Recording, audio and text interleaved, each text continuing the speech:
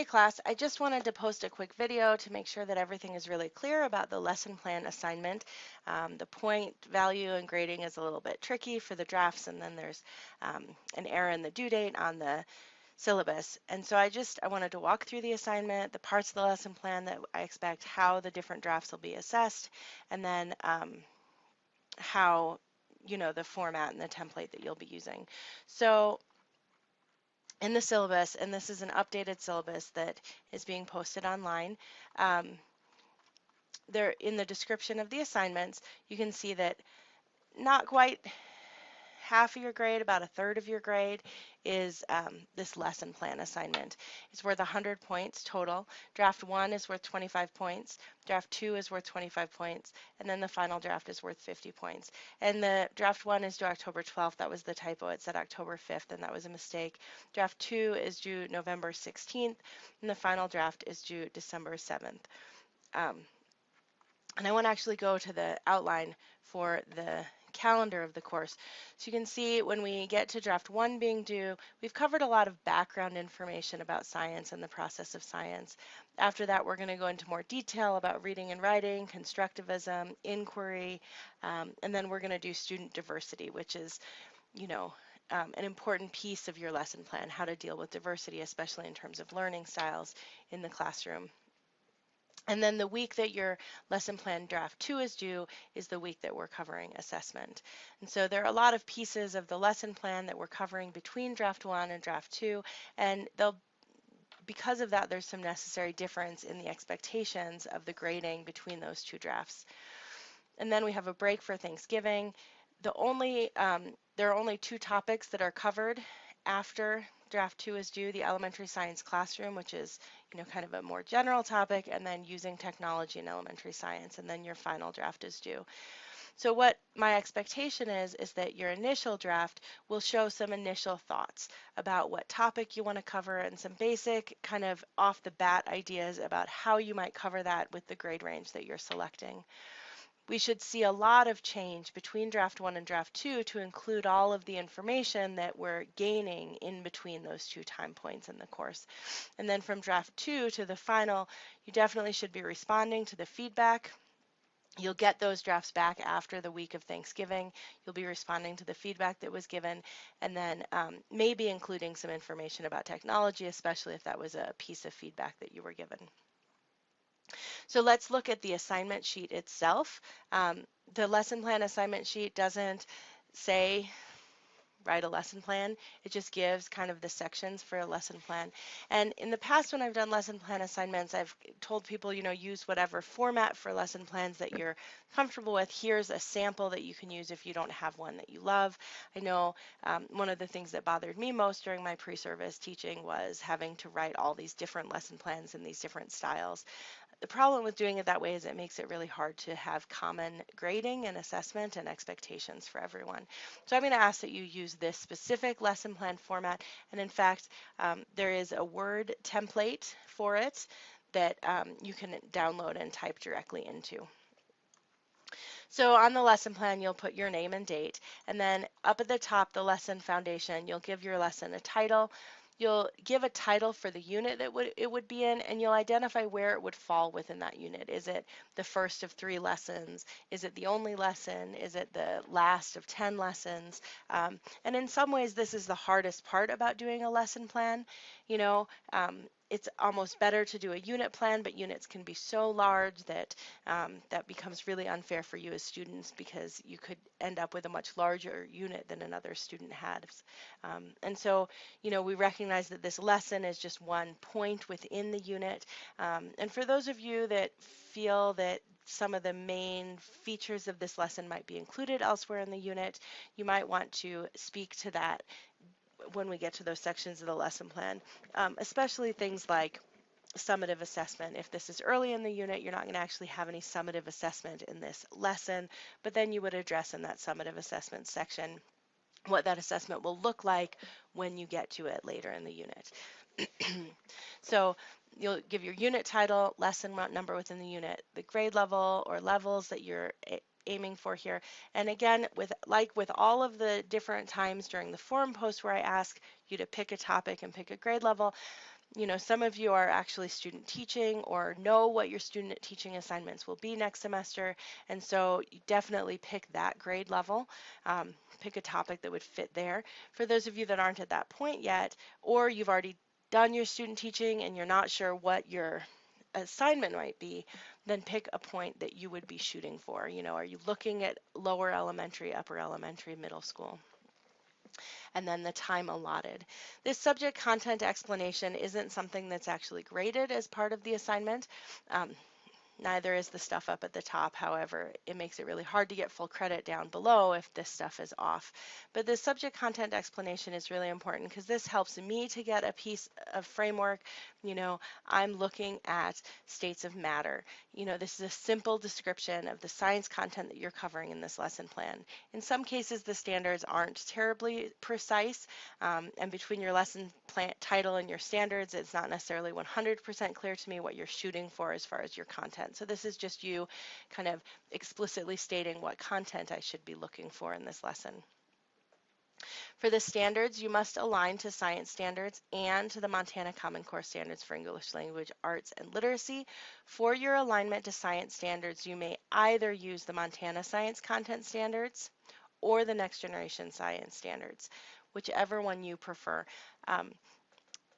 And that will be highly dependent on are you positive that you're teaching in Montana? Are you already working in a district that's using Next Generation Science Standards for your practicum or your student teaching? Are you thinking that you won't be in a classroom for a few more years, so you want to use those Next Generation Science Standards? That's very much up to you which set of standards you align to. Essential questions. An essential question establishes content knowledge and connects that knowledge to the topic at hand and to the student's prior knowledge. Okay, essential questions listed here should be embedded through the introduction, procedures, and closure of a lesson or unit of study, and the actual rubric looks for those essential questions to be things that kind of guide those later sections. And that does help to ensure the integration of the questions into the lesson itself. And that doesn't mean that you will explicitly say, and now we will readdress this essential question, but that it needs to be clear in the content of the lesson itself that you're coming back to those same big ideas that were in your essential question. The link that I've provided here is to the chapter of a book by Jay Mateague, who is kind of a huge great speaker and writer on the topic of essential questions. And so this is a place where you can actually look at the first chapter of his book, and it does kind of think about what makes an essential question and why is that great. So, we're not going over essential questions in detail, so for those of you who aren't familiar with them, I wanted to provide you a reference there in case you wanted some support because you haven't learned about them elsewhere. For your instructional objectives, a clearly delineated statement of what a student will demonstrate or do after instruction has occurred, and it should specify the condition, performance, and criterion. And again, here's a link. I tried to find something that's useful. Again, I hope most of you have learned about instructional objectives in other courses. For those that either haven't or still feel uncomfortable with them, this resource kind of gives you a list of adjectives and adverbs that help you to think about how to specify those parts of the objective. Formative assessment is the assessment process that occurs during instruction and learning activities that serve to inform learning and instructional decisions and allow for adjustment during the learning process. I've given you a link here of some examples of formative assessment from the West Virginia Department of Education. We'll talk about formative assessment during our assessment week during those lessons. But since that is very close to the second draft being due, I wanted to make sure you had a list to kind of at least get the ball rolling in terms of your thoughts there. Summative assessment is the assessment process that occurs after instruction and learning activities. And if the lesson is a component of a unit of study, you'll want to describe how the students will demonstrate mastery and how it will be measured. Like I said above, this is one of those places where the lesson itself may not have summative assessment in it, but you want to make sure that you're explaining how that would happen later. And I've given a link here that gives some examples of summative assessment other than just tests.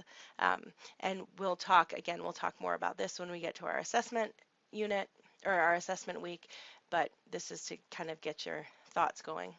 The lesson body itself needs to have an introduction, and that's where you really answer these. I've listed them as questions here. How will you introduce your lesson? What process will you use to engage and activate student learning, interest, and prior knowledge? How will you relate the experience of the student to the objectives of the lesson? The teaching procedures is the step-by-step process or procedure for teaching information, concept, skills that are identified above. This gets double the points of every other section, because it really does ask you to include a lot of material, and so this is worth twice as much as all the other sections. And so in that, you have to have the descriptions of methods you'll use to present the subject matter. Okay, that needs to be really explicit. And you know, that means that whether you're using inquiry, hands-on labs, direct instruction, whatever those activities are, you need to be really clear about what they are. And then you'll need to explicitly and sequentially describe the guided practice. Now that may be within the methods for presenting, right? You may present a portion, have some guided and independent practice, present another portion. You want to explain these teaching procedures in step-by-step fashion, but make sure that you are including both how you're presenting the subject matter, how you're providing guided practice where you as a teacher are still there, you're supervising the practice, you're giving them the opportunity to have that feedback, and then an opportunity for independent practice, which is a great platform for the guided and independent practice are both a great platform for the formative assessment, and an opportunity to connect back to the lesson objectives to demonstrate what students know and are able to do.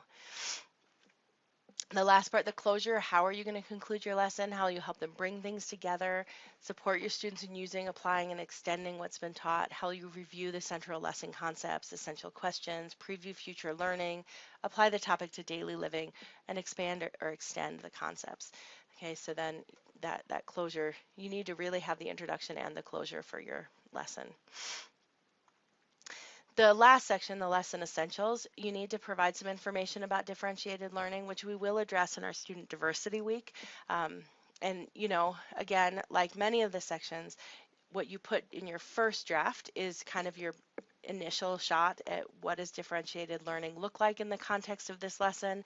And then your draft 2 is after having learned about it, how does that change? What's your kind of more final view? And then you'll revise that into your final lesson plan if there's comments on it. And then the instructional resources, materials, and technology. You need to list all the materials that are used in the lesson. And the assessment here is really about, are you appropriately using those materials? And that's where this technology piece, we aren't addressing technology till after draft 2. If I see that you're, maybe need to think about what we're talking about in that technology unit, I'll make that comment in your draft 2, feedback. So this is the scoring rubric for lesson plan. So you'll get this rubric will be used to score your lesson plan for draft 1, draft 2, and draft 3. The scoring will be much lighter on draft 1 than the other 2 drafts, which is to say there may be places where you're given 4 points and the comment says you really need to touch up this section to keep your 4 points as we go into draft 2. Okay, and that's kind of the way that, I'm allowing you to have consistent criteria as you move through. We're not changing the criteria. We're not changing what I'm looking for. It's just that kind of how how willing I am to give you the 4 points, even though I have some comments of things that you need to change. Definitely on draft 1, I'm going to be willing to do that, especially when it comes to formative and summative assessment, which we know we're going to have an entire unit on, especially when it talks about in the teaching procedures, are these really engaging activities? There may be lesson plans that I look at and I say, you really need to think more about how to engage your students in this section. If you turn it in like this again, next time it won't be a 4. You may see things like that. And the differentiating learning activities is another one that we have a whole week coming. And so on draft 1, I'll be much more lenient about the grading there. You'll notice if you add all of the points up that it adds up to 48 points. So you get 2 points just for kind of turning it in and having the top section filled out. And then this is how you earn the rest of the points. They add up to 50. So draft 1 is worth 25 points. So whatever points you earn, I divide that by 2 so that it is reflects that it's kind of weighted down because it's a draft. And then draft 2, again, I'll grade it all. You get those 2 points for filling out that top section, the title, unit title, grade level, all of that. And then you get your 48 points here, and then I divide that in half when I put it into the grade book. And that way, drafts 1 and 2 have equal weight to your final draft, which kind of also helps account for this opportunity that you have to get that feedback and raise those point levels as you go. Please feel free to email me with questions. Again, the timelines for when these are due that I showed you at the beginning of this webinar. Let's see if I can get them here. So draft 1, which is worth 25 points, is due October 12th, which is draft 2 is due November 16th, and that gives me the opportunity to provide you the feedback over the Thanksgiving break, so that when we come back from Thanksgiving break during that week, you'll get your draft 2 comments back and have some time to finish your final draft before December 7th. So if you have any questions, please feel free to email me, and I am looking forward to seeing draft 1 on October 12th.